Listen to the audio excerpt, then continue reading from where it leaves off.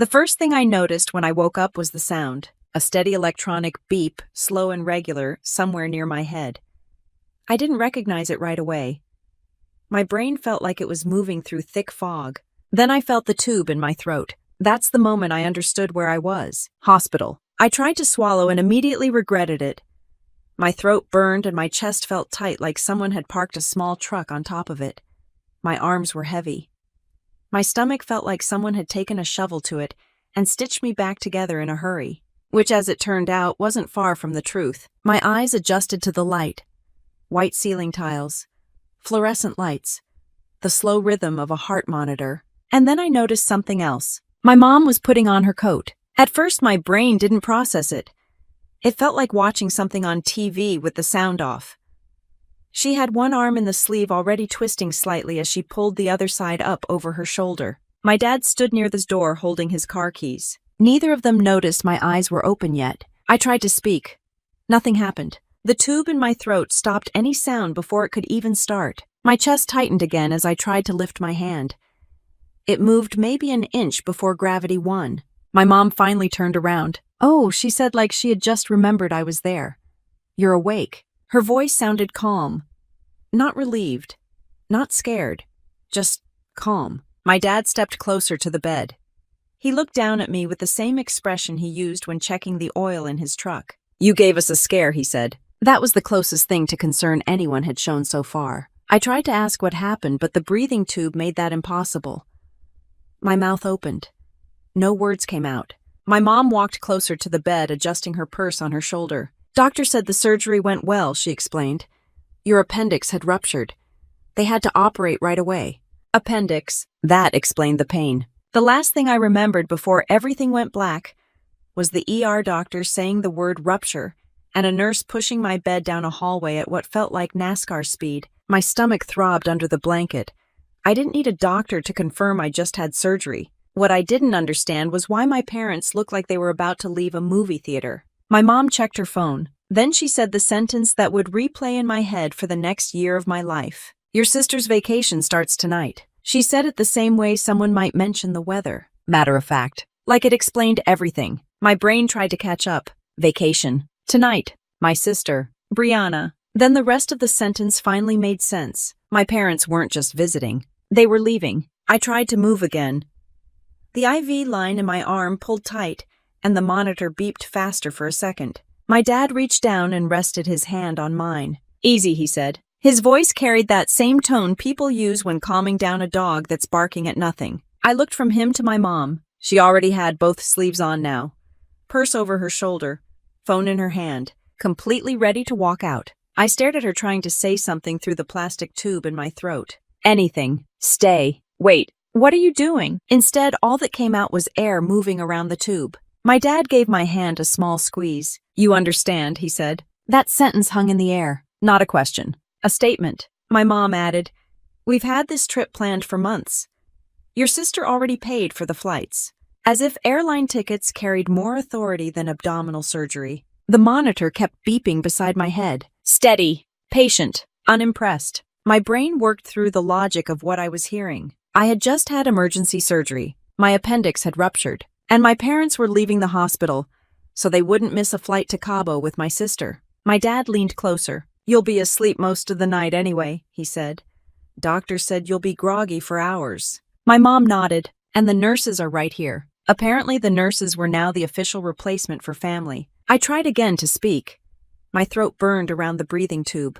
"Nothing." My dad patted my hand again. "Be strong," he said. That phrase had followed me around most of my life. It usually translated to handle it yourself. My mom stepped toward the door. "We'll check in when we land." The way she said it sounded like she was promising to water a plant. My dad gave my hand one more squeeze before letting go. "Your sister really wanted this trip," he added. "Of course she did. Brianna wanted a lot of things." The door opened. They walked out. The room fell quiet except for the machines. For a moment I wondered if I had imagined the entire conversation. Pain medicine does strange things to the brain, but the empty chair beside my bed was very real. A few minutes later, a nurse stepped into the room carrying a tablet. She stopped when she saw my eyes open. "Well, look at that," she said softly.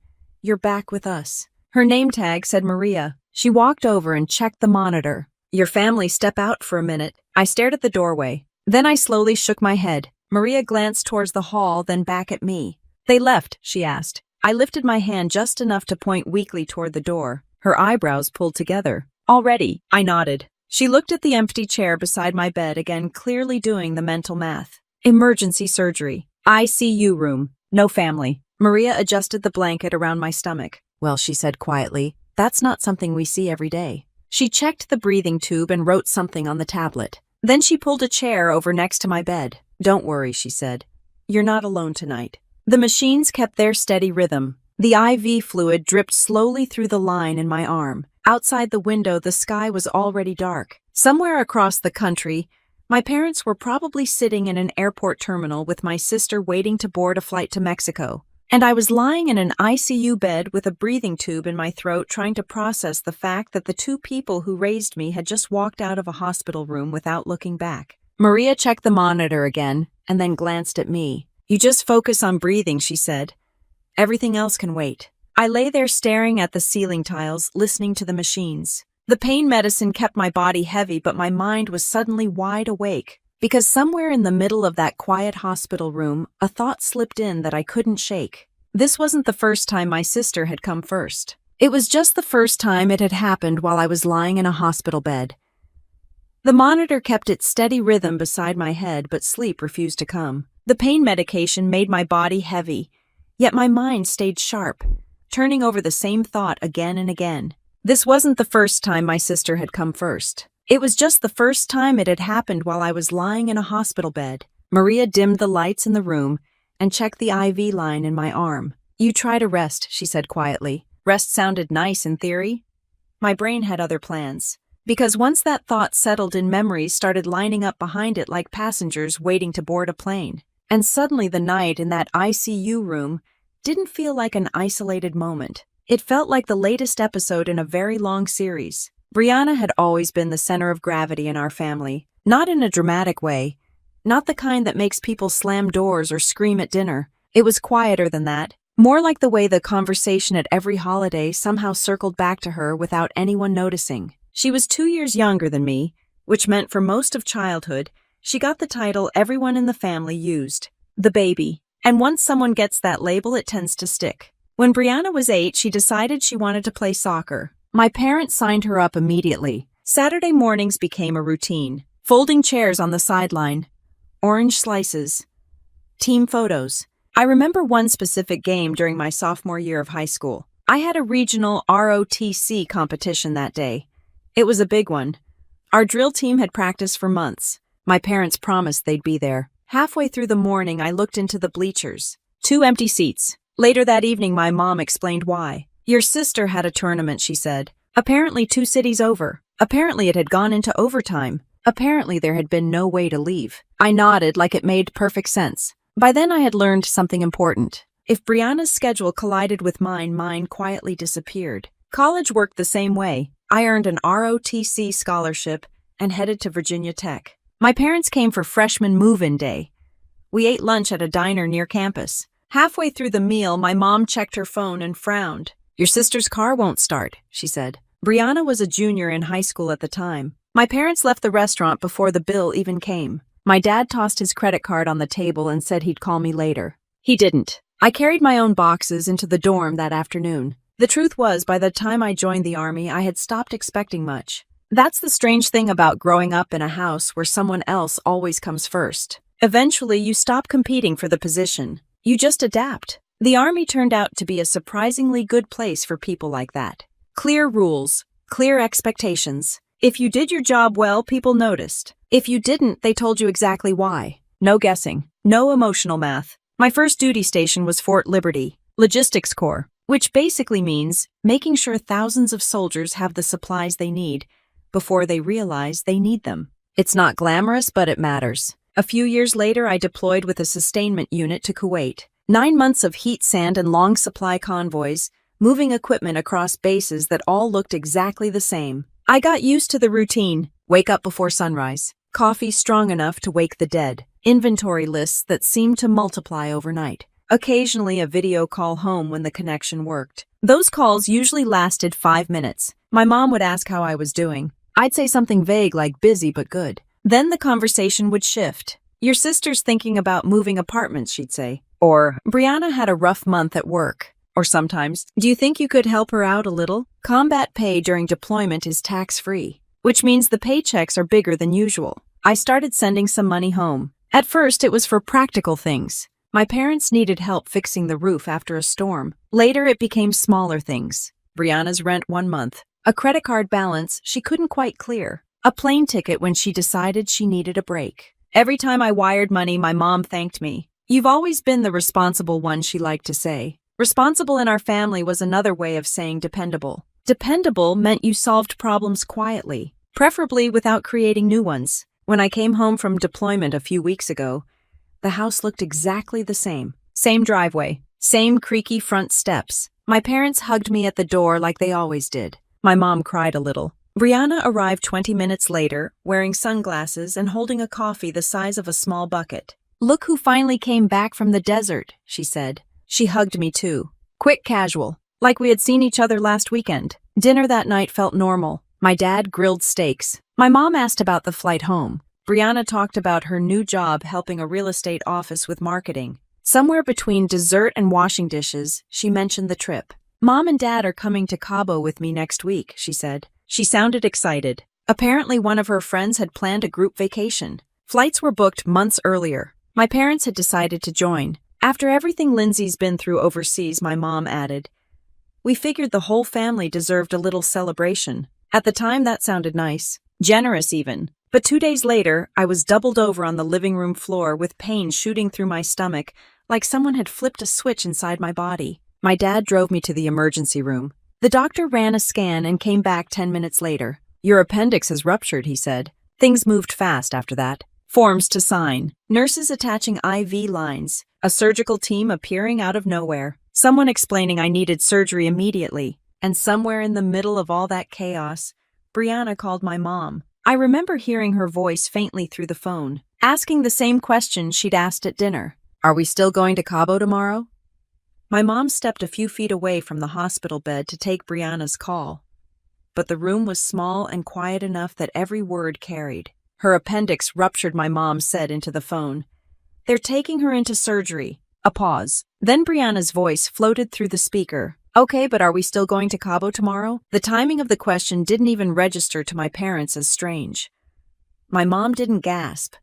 My dad didn't frown. They just exchanged a quick look that said, we'll figure it out. At that point, the nurse was already adjusting the IV in my arm, explaining something about antibiotics and anesthesia. My brain was busy trying to keep up with the pain in my stomach, so the conversation behind me blurred together. But the question stayed. Are we still going to Cabo tomorrow? It was the kind of question that only made sense if you grew up in our house. Because for most of my life, Brianna's plans were treated like weather forecasts. They didn't change. Everyone else adjusted around them. The Army had a very different system. When I first arrived at Fort Liberty after commissioning, my platoon sergeant gave me a piece of advice during my second week. Captain, he said, leaning back in a folding chair in the motor pool office, the Army's simple. Do your job, take care of your people, and don't make problems for your commander. 3 rules. Clear, direct, no guessing required. Compared to family dynamics, it was almost relaxing. My job in the logistics corps meant tracking equipment supplies and movement schedules for units that depended on things showing up exactly where they were supposed to be. Fuel trucks, medical kits, replacement parts, food shipments. If one piece of the chain broke, hundreds of soldiers felt it immediately, which meant my phone never stopped buzzing. I got used to the rhythm. Early mornings, convoy briefings, paperwork that somehow multiplied overnight, and soldiers showing up at my office door asking questions that always started with the same phrase. Ma'am, do you have a minute? Most of the time, the answer was yes. Because when you're responsible for logistics, everything is connected. 9 months before the night I landed in that hospital bed, I deployed with a sustainment unit to Kuwait. People hear deployment and imagine dramatic combat scenes. For us, it looked more like endless heat and supply routes. Convoys leaving before sunrise, dust coating every surface. The kind of heat that makes metal equipment too hot to touch by noon. Our job was keeping supply lines moving across multiple bases in the region. Fuel, ammunition, food shipments, medical gear. Nothing glamorous, But if it stopped, a lot of other missions stopped with it. Most days ran 14 hours, sometimes more. By the third month, the routine felt automatic. Coffee, radio check, convoy movement reports, inventory lists. Then the rare quiet moments when the internet connection was good enough to call home. Those calls followed a pattern. My mom would ask how things were going. I'd give the short version. Hot, busy, everyone's good. Then the conversation would drift somewhere else. Usually toward Brianna. She's thinking about switching apartments, my mom said during one call. Another time, Brianna's hours got cut at work this month. And occasionally, the question appeared. You think you could help her out a little? Combat pay during deployment is tax-free. That means your bank account grows faster than usual. The first time I wired money home, it felt normal. My parents needed help fixing storm damage on the roof. The second time was smaller. Brianna had fallen behind on rent. Then it became routine. A few hundred here, 1,000 there. Plane tickets when Brianna decided she needed a break from work. Every transfer came with the same response from my mom. You've always been the dependable one. Dependable sounded nice. Responsible, reliable. But over time I realized something. Dependable also meant predictable. In our family, predictable meant if a problem appeared, Lindsay would probably solve it, which made it easier for everyone else to keep living the same way. When my deployment ended and I flew back to North Carolina, my commander insisted I take my leave before diving back into work. Go see your family, he said. You've earned it. So I drove up to Virginia a few days later. The house looked exactly the same. Same faded paint on the porch railing. Same dent in the driveway where my dad's truck had been leaking oil for years. My mom hugged me tight at the door. My dad clapped me on the shoulder like he always did. Brianna arrived a little later wearing sunglasses and holding an iced coffee. Look who finally came back from the sandbox, she said. The nickname was harmless enough. Most civilians used it without realizing soldiers actually hated it. Dinner that night felt normal. Steaks on the grill. My mom asking about the flight home. My dad asking a few questions about the deployment. Brianna talked about the real estate office she had started working for. Somewhere during dessert, she mentioned the trip. Mom and Dad are coming to Cabo with me next week, she said casually. Apparently one of her friends had planned a group vacation. Flights booked months earlier. Beach resort. All inclusive. My mom smiled. We figured after everything Lindsay's been through overseas, the whole family deserved a little break. At the time, I thought it sounded generous, even thoughtful. 2 days later, I was curled up on the living room floor with pain ripping through my stomach so hard, it felt like something inside me had exploded, which according to the ER doctor wasn't far from the truth. Your appendix ruptured, he said, after looking at the scan. He spoke calmly like he was discussing a flat tire. We need to operate immediately. Everything accelerated after that. Nurses moving quickly. Paperwork appearing in front of me. My dad signing forms. My mom pacing with her phone still in her hand. And somewhere between the IV being inserted and the surgical team wheeling my bed toward the operating room, Brianna's voice came through the phone again, still focused on the same thing. The trip. Whether everyone would still make the flight. The hospital hallway lights slid past overhead as the bed rolled forward. A nurse adjusted the blanket over my stomach. Just breathe, she said. My parents followed behind the bed for a few seconds. My mom still held the phone, and the last thing I heard before the operating room doors swung open was Brianna asking the same question again. So are we going or not?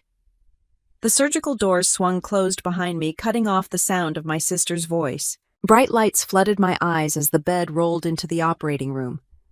The ceiling panels passed overhead in a slow rhythm while a nurse adjusted the blanket around my shoulders. Someone near my head spoke calmly. Captain Parker, we're going to take good care of you. Another nurse connected something to the IV line in my arm.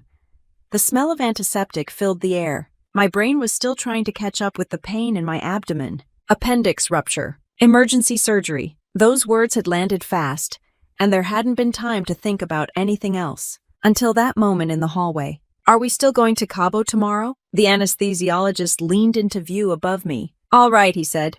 You're going to start feeling sleepy. The room blurred around the edges. The last clear image I remember was the overhead light reflecting off the metal tray beside the table. Then everything faded out. When I woke up hours later, the breathing tube was already in my throat, and the pain had been replaced by a heavy, numb pressure across my stomach, which brought me right back to the hospital room, back to the quiet beeping monitor, back to the empty chair where my parents had been standing. The pain medication kept my body sluggish, but the memories of the last 2 days came back piece by piece. It had started the morning after I arrived home. I was halfway through a cup of coffee in the kitchen when the pain hit. At first it felt like a bad stomach cramp, something sharp and tight in the lower right side of my abdomen. I stood up from the table and tried to walk it off. That lasted about 30 seconds. By the time I made it to the hallway, the pain had doubled. My mom looked up from the sink. "You okay?" I nodded automatically. Army habit. Downplay everything. But 5 minutes later, I was leaning against the living room wall, trying not to breathe too deeply. My dad noticed the way I was standing. "That doesn't look good," he said. He was right. The drive to the hospital felt longer than it actually was. Every bump in the road sent a fresh wave of pain through my stomach. When we pulled into the ER parking lot, I didn't even try to pretend anymore. A nurse at the front desk took one look at me and waved us straight through. Within 20 minutes, I was lying on a hospital bed with an IV in my arm, while a doctor studied the scan results on a tablet. He turned the screen toward us. "Your appendix has ruptured," he said. The word ruptured hung in the air for a second. He explained the basics quickly. The appendix had likely been inflamed for hours, maybe longer. Once it bursts, bacteria can spread through the abdominal cavity, which meant surgery had to happen immediately. The hospital moved into fast-forward mode. Consent forms, blood tests, antibiotics, a nurse attaching monitors to my chest. My mom hovered near the foot of the bed, texting someone between conversations with the doctor. My dad stood beside the wall with his arms crossed, absorbing information the way he always did quietly. About 10 minutes later, my mom's phone rang. "Brianna." She stepped toward the corner of the room to answer. "Hey," she said. Pause. Her voice lowered slightly. "Your sister's in the ER." Another pause. "No, it's not just stomach pain.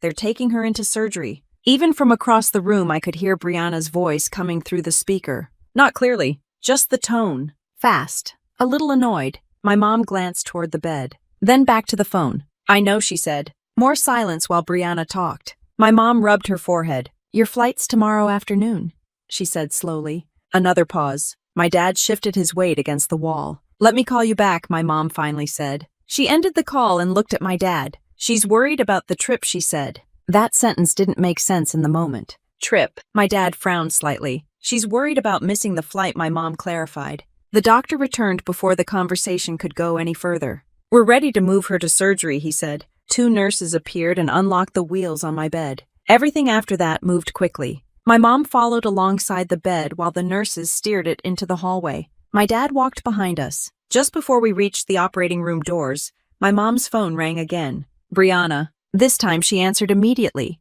"We're about to go into surgery," my mom said. She listened for a moment. Then her expression shifted. "Not worry. Calculation." The nurse stopped this bed for a moment while someone checked paperwork. My mom stepped a few feet away to talk. I couldn't hear every word clearly, but the important ones carried through the hallway. "If we don't leave tomorrow morning, we'll lose the flights," Brianna said through the phone. My mom glanced back toward the bed, then at my dad. The nurse finished the paperwork and pushed the bed forward again. The operating room doors opened. Cold air rushed across my face. As the bed rolled through the doorway, my mom's voice drifted across the hallway one last time. "She'll be asleep most of the night anyway." The words echoed in my head long after the operating room lights faded out. "She'll be asleep most of the night anyway." That sentence made perfect sense to my parents. If I was unconscious, then technically I wouldn't notice whether they stayed or left. It was the kind of logic people use when they already know the decision they want to make. The surgery itself lasted about 2 hours. I know that now because Maria told me later while checking the chart at the end of my bed. Back then, I had no idea how much time had passed. All I knew was the pain in my abdomen and the quiet hospital room where my parents had been standing a few minutes earlier. Somewhere between waking up and watching them leave, my brain began connecting pieces. Because if they had already made it to the airport, that meant the conversation in the hallway had gone exactly one direction. They had chosen the trip. That decision probably didn't happen instantly. My parents weren't villains in their own minds. They didn't think of themselves as abandoning a daughter in a hospital bed. They would have framed it differently, more practical, more reasonable, something like this. The surgery went well. The doctors said she was stable. She would be sedated for hours. And the trip had been planned for months. Airline tickets aren't refundable. Resorts charge cancellation fees. And Brianna had been looking forward to it for weeks. Those facts probably lined up neatly inside their heads like items on a checklist. Meanwhile, I was lying in a hospital bed with a breathing tube in my throat and a fresh surgical incision across my abdomen. Perspective can be a funny thing. Maria adjusted the blanket around my stomach again while checking the monitor beside the bed. "You're doing all right," she said. Her voice carried the calm patience of someone who had spent years watching people wake up confused and uncomfortable. I tried to nod. The movement made the pain spike for a second. "Easy," she said. She typed something into the tablet mounted beside the bed. "How's the pain?" I raised 2 fingers weakly. "The universal hospital scale." She nodded. "Okay, that's manageable." She pressed a button on the IV pump, and a small dose of medication slid through the line into my arm. The pain dulled slightly, though the pressure in my stomach stayed constant. Maria glanced toward the empty chair again. "You said your parents stepped out." I blinked once. She tilted her head slightly. "They went home." I moved my hand slowly and pointed toward the hallway. "Airport direction." She watched the motion for a second, then her eyebrows lifted slightly. "Oh." That single word carried an entire paragraph behind it. She didn't press the subject any further. Experienced nurses know when someone isn't in the mood for a full conversation. Instead, she checked the IV line again. "You focus on breathing," she said.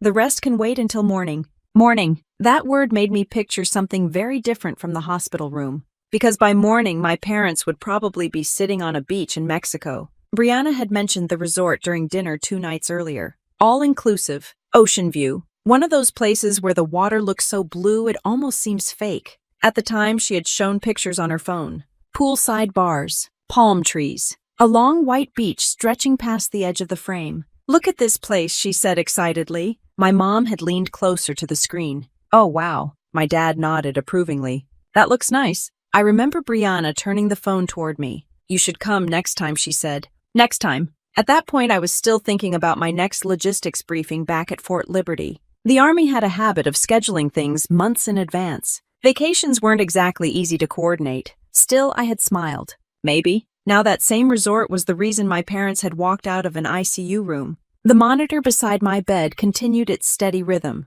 Maria dimmed the lights again before stepping out into the hallway. For a while, the room stayed quiet, except for the hum of hospital equipment. Eventually, the pain medication pulled me into a light sleep. Not the deep unconscious kind, more like floating near the surface. Voices drifted through the hallway outside the door. Occasional footsteps, the squeak of wheels from a passing cart. Every so often, I woke enough to notice the clock on the wall. Time moved slowly inside hospitals. Minutes stretched longer than usual. At some point during the night, Maria returned to check the monitors again. She glanced at the screen and adjusted the IV pump. "You're stable," she said quietly. That word again. Stable. It was the same word the doctor had used earlier when speaking to my parents. The same word that probably helped justify their decision. Stable meant the crisis had passed. Stable meant the professionals were in control. Stable meant it was safe for family members to go about the rest of their plans. Maria checked the chart again before looking back at me. "You're military," she asked, noticing the information on the tablet.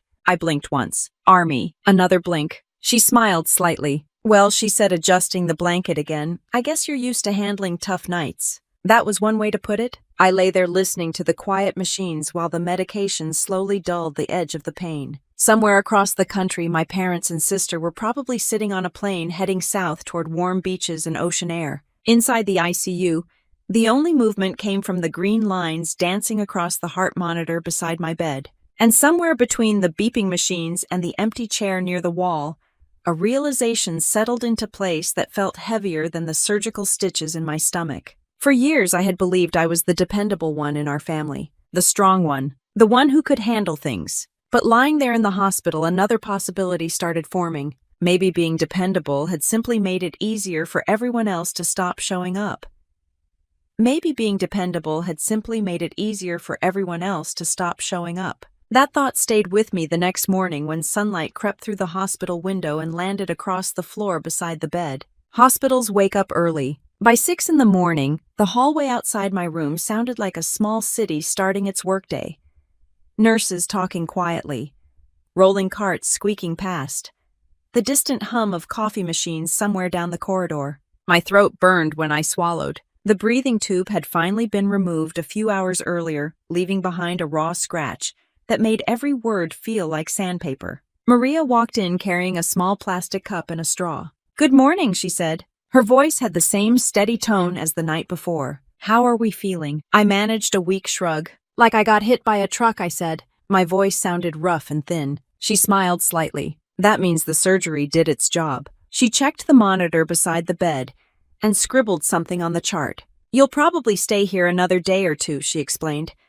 "Ruptured appendix means they want to watch for infection." Another nurse came in a few minutes later to check the incision. The bandage across my abdomen felt tight and sore, but apparently everything looked normal. "Textbook recovery so far," she said. Textbook. It was funny how often hospitals use that word. Textbook recovery. Stable condition. Routine procedure. All of it sounded calm and organized. None of it matched the quiet realization forming in my head. Maria adjusted the IV again before glancing toward the empty chair. "Anyone coming by today?" she asked. I looked at my phone on the bedside table. Still no messages. I unlocked the screen. A few notifications appeared. Most were automated things from my bank and email. One text from my mom had arrived around midnight. "Flight landed.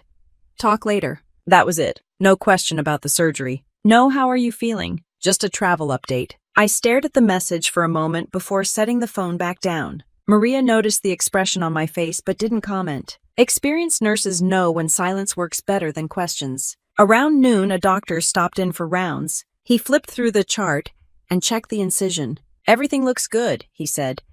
"We'll keep the antibiotics running another day." He asked a few basic questions. Pain level, nausea, breathing, routine things. Then he left with the same efficient calm he had arrived with. The afternoon passed slowly. Hospital time moves differently than normal life. There are long stretches where nothing happens except the steady rhythm of machines and footsteps in the hallway. At some point, I unlocked my phone again. Curiosity beat common sense. My sister's Instagram story appeared at the top of the screen. The first video clip showed bright blue water and a line of palm trees swaying in the wind. Someone laughed in the background. The caption read, "First day in Cabo." I tapped to the next clip. Brianna stood beside a pool with a drink in her hand, sunglasses reflecting the sunlight. My mom appeared behind her for a second, waving toward the camera. My dad's voice could be heard saying something about the ocean view. Everyone looked relaxed. Happy. Vacation mode. I stared at the screen for a few seconds before locking the phone again. The hospital room suddenly felt quieter. Not sad exactly, just clear. The next day followed the same pattern.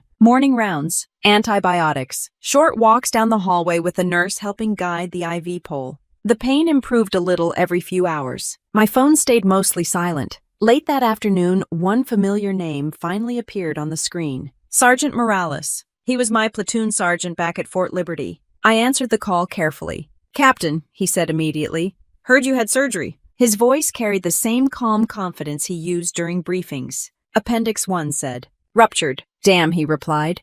"That'll slow a person down." He asked a few quick questions about the recovery. Then he said something that made me pause. "Commander already knows," he added.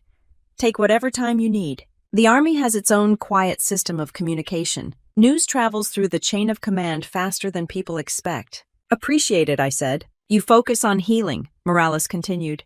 "We've got things covered here." The call lasted maybe 2 minutes. But when it ended, the room felt slightly different. Because someone had shown up, even if it was through a phone. That evening, Maria came in again to check the IV. "You're walking better today," she said. "Army training," I replied. She chuckled. "Well, the Army's doing something right." She adjusted the bandage and glanced toward the window where the sky had turned orange with sunset. "You'll probably be discharged tomorrow or the day after," she said. I nodded. The idea of leaving the hospital didn't feel complicated. Going home did. My parents would still be in Mexico for another few days, which meant the house would be empty. The thought didn't bother me as much as I expected. In fact, it felt strangely simple. Maria finished updating the chart before looking at me again. "You holding up all right?" she asked. I considered the question for a moment. "Yeah," I said. And surprisingly, it was true. Because during those 3 quiet days in the hospital, something subtle had shifted. Not anger, not sadness, just clarity. The kind that appears when you finally stop explaining someone else's choices for them.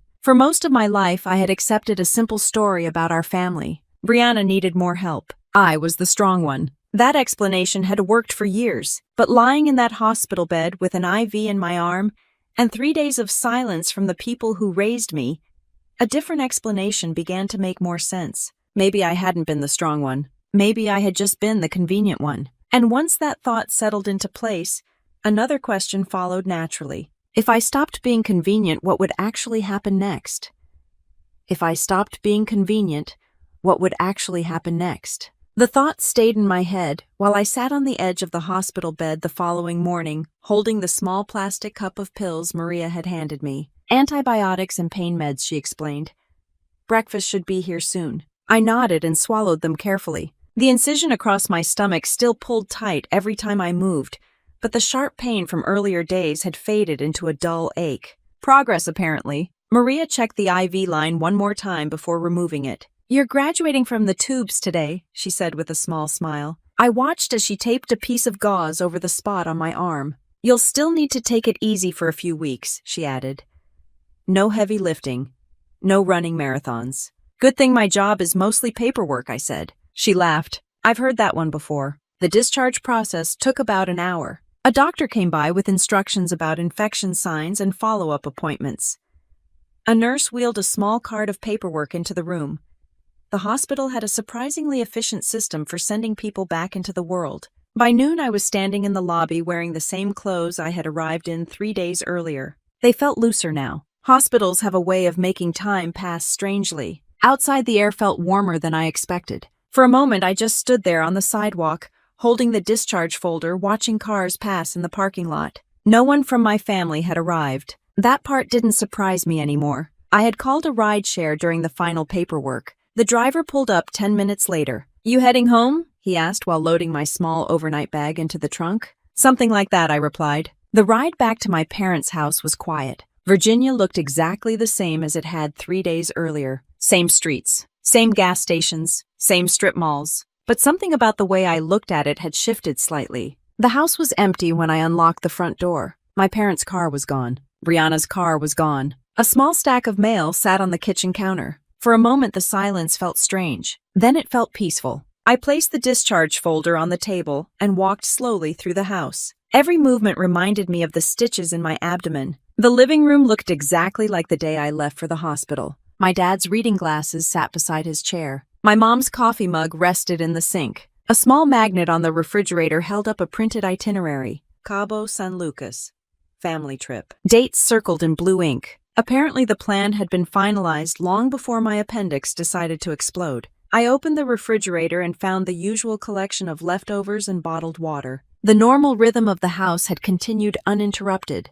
I poured a glass of water and sat down at the kitchen table. The quiet gave my mind room to return to the question that had followed me out of the hospital. If I stopped being convenient, what would happen next? For most of my adult life, helping my family had been automatic. Money transfers when Brianna needed help. Covering small expenses when my parents fell short. The logic behind it had always been simple. I was the one with a stable job. The army paid regularly. My expenses were predictable. Helping out felt like the responsible thing to do. But sitting at the kitchen table with the discharge papers in front of me, the equation looked different. 3 days in the hospital. 1 text message. Flight landed.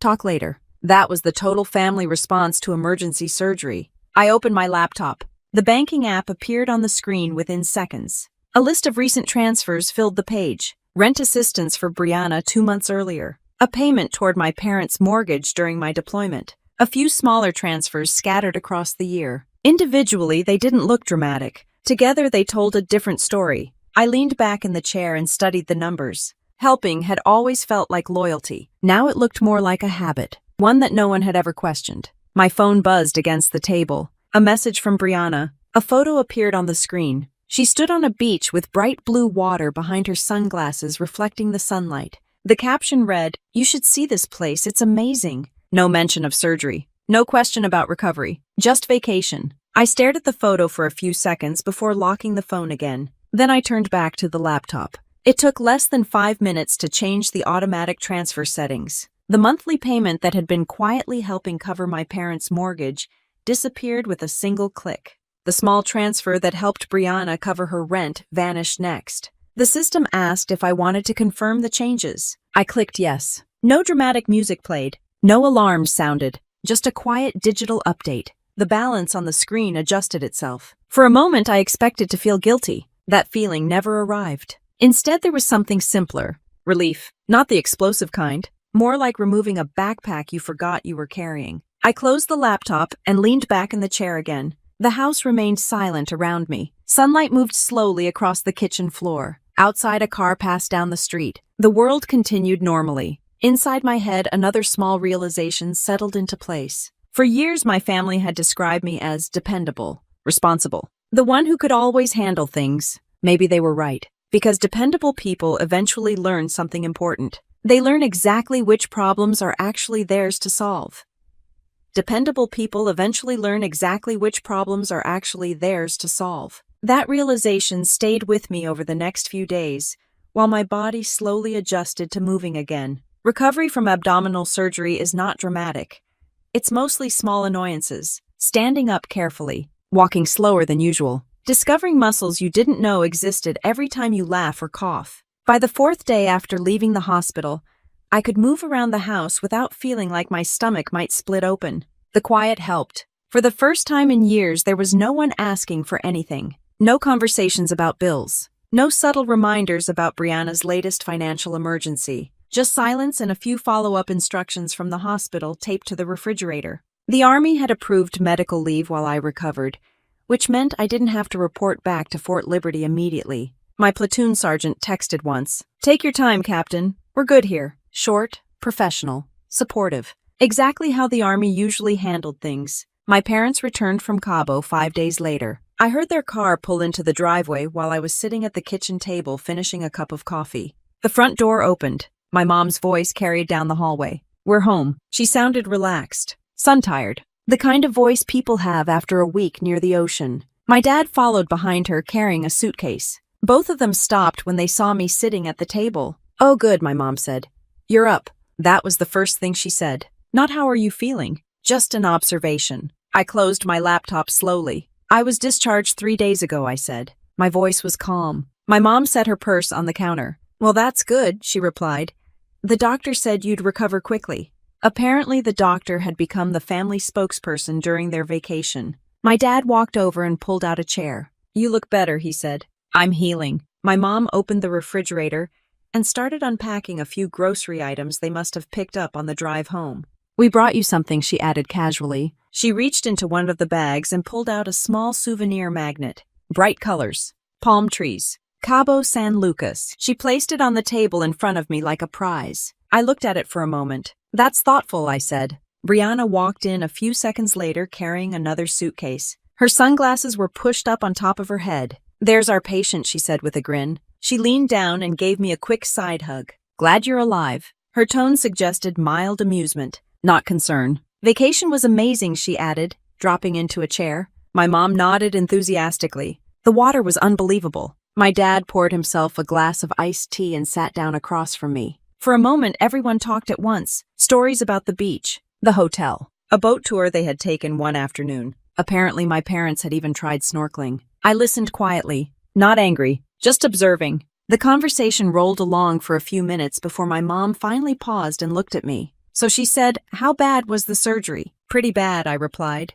"Appendix ruptures usually are." She nodded thoughtfully. "Well, the important thing is you're fine now." That sentence hung in the air for a moment. Fine now. The timing of that phrase felt oddly familiar. My dad leaned back in his chair. "Doctor said you're good to go," he asked. "Eventually," I said. "Couple weeks recovery." Brianna scrolled through photos on her phone. "You should see the resort," she said, turning the screen toward me. Bright blue water filled the image. Palm trees again. My parents both leaned closer to look. I didn't. Instead, I asked a question. "When did you decide to leave the hospital?" The room went quiet for a moment. My mom blinked. "What do you mean?" "The night of the surgery," I said calmly. "When did you decide the trip mattered more?" My dad shifted in his chair. "That's not what happened." "Really?" My voice stayed steady. "Because I remember waking up with a breathing tube and watching you walk out the door." My mom crossed her arms slightly. "You were asleep most of the night," she said. The same explanation again. Like it solved everything. My dad added, "The doctor said you were stable." Stable. There was that word again. Brianna looked uncomfortable now. "We had already paid for the flights," she said, as if airline tickets carried medical authority. I leaned back in my chair. For years, conversations like this would have made me defensive, trying to explain, trying to smooth things over. That instinct didn't appear this time. Instead, I looked at each of them one by one. "You didn't leave because of the flights," I said. You left because you assumed I'd handle it. My mom frowned. That's not fair, isn't it? I gestured lightly toward the living room. You've been saying the same thing about me for years. Responsible. Dependable. The one who always figures things out. My dad rubbed the back of his neck. That's a compliment. Maybe. I paused for a moment. But it's also an excuse. The room stayed quiet. No one interrupted. For years I've helped whenever something came up, I continued. Bills, rent, trips, whatever Brianna needed. My mom opened her mouth slightly. We never forced you to do that. I know. That was my choice. Brianna looked down at the table. But something changed last week, I said. My dad watched me carefully now. What changed? I thought about the hospital room, the empty chair, the steady beeping monitor. Then I answered. I realized dependable doesn't mean unlimited. The magnet from Cabo still sat on the table between us. Bright palm trees, ocean water, vacation colors. And for the first time in a very long time, I felt completely comfortable letting the silence stay exactly where it was. The magnet from Cabo sat on the table between us, bright palm trees staring up at the kitchen lights. No one reached for it. My dad cleared his throat first. Well, he said slowly, I think we're making this bigger than it needs to be. That sentence had been the family strategy for years. Minimize, reframe, move on. I stood up carefully from the chair, keeping one hand near my stomach. The stitches still reminded me they existed every time I moved too fast. It's actually smaller than you think, I said. 3 pairs of eyes followed me as I walked to the sink and rinsed my coffee cup. For once, it's very simple. My mom leaned forward slightly. What does that mean? I dried the cup with a towel and set it on the counter. It means things are changing. My dad frowned. Changing how? I returned to the table and sat down again. No more transfers. The words landed quietly but clearly. My mom blinked. What transfers? The ones that help with the mortgage, I said. And Brianna's rent. My sister's head lifted immediately. What? My dad's eyebrows pulled together. You've been helping with the mortgage. Apparently that part had never made it into the family group chat. For a while, I said. My mom looked from me to my dad. Well, we didn't ask her to do that. That's true, I replied. You didn't. Brianna leaned back in her chair. So you're just cutting everyone off now? Her tone carried a mix of disbelief and irritation. Not cutting anyone off, I said. Just stepping out of the middle. My dad folded his arms. That's a dramatic way to describe helping family. Maybe, I said, but it's accurate. The conversation paused there. Everyone seemed to be recalculating something in their heads. Brianna spoke first. Okay, but my lease is up in 2 months, she said. I was counting on that help. There it was. The assumption, the quiet expectation that had followed me around for years. I shrugged slightly. You'll figure something out. She stared at me. That's it. That's it. My mom shifted in her chair. You're upset because we went on the trip, she said. That's understandable. But punishing everyone financially isn't the solution. I shook my head slowly. This isn't punishment. It's a correction. My dad leaned forward. A correction. Yes. I gestured toward the house. You both own this place. You both have jobs. You've handled your finances for decades. He opened his mouth to respond but stopped. And Brianna is 30 years old, I added. She's capable of paying her own rent. My sister's jaw tightened. Wow. Not angry exactly. More surprised. You really changed after that hospital stay, she said. Did I? I thought about that for a moment. Maybe she was right. But the change hadn't happened suddenly. It had been building quietly for years. The hospital just gave it a clear starting point. My dad rubbed his temples. Let's slow down, he said. No one's asking you to carry everything. I almost laughed at that. For a long time, no one had needed to ask. It had simply become the system. Brianna's phone buzzed on the table. She glanced at the screen and frowned. Speaking of rent, she muttered. Landlord just sent a reminder. My mom gave her a sympathetic look. We'll figure it out. My sister nodded but didn't look convinced. My dad stood up and walked toward the living room. For a few seconds, no one spoke. Then my mom lowered her voice. You know your father's hours were cut last year, she said. I know. That's why things got tight. I know that too. She hesitated. And you've always been the one who could help. There it was again. Dependable. Reliable. The solution to other people's problems. I leaned back in my chair. That's exactly what I mean. She watched me carefully. For years, the family budget quietly included my paycheck. That's not fair, she said. It's not wrong either. The room stayed quiet. My sister finally pushed her chair back. Well, this is great timing, she said sarcastically. 2 months before my lease ends. She grabbed her phone and headed toward the hallway. The bedroom door closed a moment later. My mom sighed. You could have eased into this. Maybe, I said. But easing into it would have looked exactly like the old system. My dad returned from the living room holding a small notebook. He flipped through a few pages before sitting back down. "What kind of numbers are we talking about here?" he asked. I told him. The mortgage support, the smaller transfers, the occasional emergency payments. He listened without interrupting. When I finished, he nodded slowly. "That's more than I realized. I never made a big deal out of it. That's the problem with dependable people," he said quietly. "They don't advertise." For a moment, the tension in the room softened slightly. My mom looked tired, not angry anymore, just thoughtful. "Well," she said after a while, "I guess we'll have to adjust." I nodded. That's all this is. Adjustment. Outside the kitchen window, the late afternoon sun had started dropping behind the trees. The house looked exactly the same as it always had. Same furniture, same photos on the wall, but the financial math running quietly behind the scenes had just changed for the first time in years. And interestingly enough, the world didn't collapse. No alarms went off, no dramatic speeches. Just three adults sitting around a kitchen table realizing the system they'd been using for a long time was suddenly operating under new rules.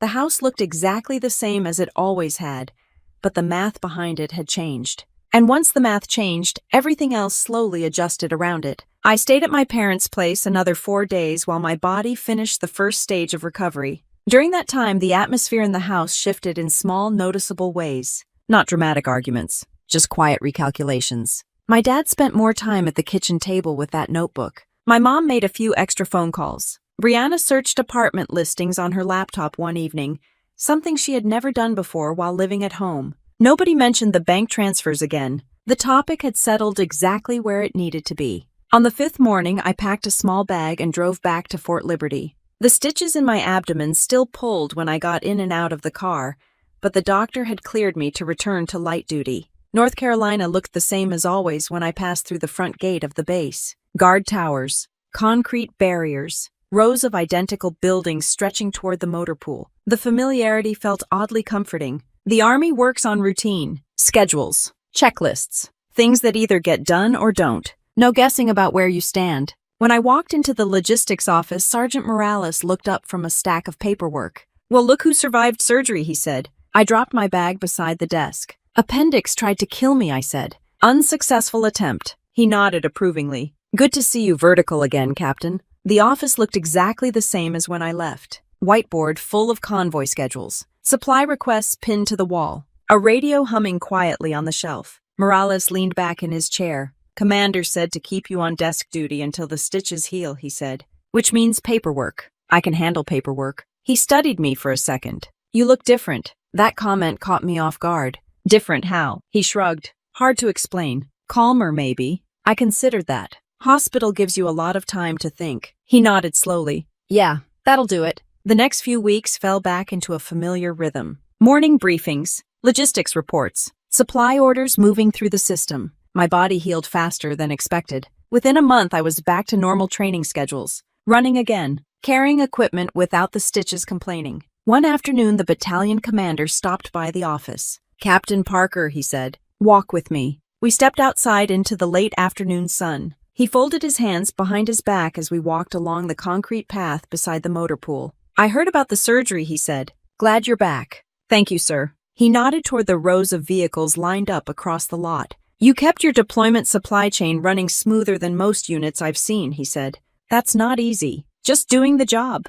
"Exactly." We stopped near the edge of the parking area. "Promotion board meets in a few months," he added. "Your name's already on the list." I felt a small shift in my chest. Not excitement exactly, more like confirmation. "Appreciate that, sir." He gave a short nod. "Keep doing what you're doing." Then he headed back toward headquarters. Life on base continued moving forward. Convoys rolled out. New supply requests appeared. Soldiers stopped by the office asking questions about equipment deliveries. The system functioned exactly the way it always had. My phone buzzed occasionally with messages from home. Short updates from my mom. A few casual texts from my dad. Brianna sent a message once saying she had moved into a smaller apartment closer to her office. The tone of those conversations had changed slightly. Less assumption, more information, which was honestly easier for everyone. One evening, about 2 months after the surgery, the unit held a small gathering outside the barracks. Nothing formal, just soldiers grilling burgers and relaxing after a long week of training.